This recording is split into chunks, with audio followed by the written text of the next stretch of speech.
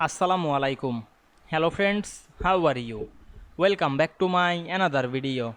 In this video, I am going to show you how to draw arrow line in Microsoft Excel. Let's get started.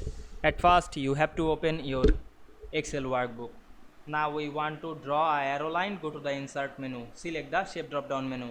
We can see here many shapes. We go to the line section and select the arrow line.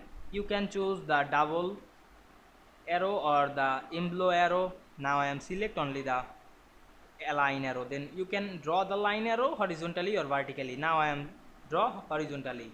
Select the arrow and draw this. You can change the color of increase the white. Select the arrow and go to the shape format menu. Select the shape outline and choose your color. Now I am select red. Click the option again, increase the white. Now we can see we draw arrow line in Excel very easily. I hope you enjoyed my video. Please like, comment, share and subscribe my channel.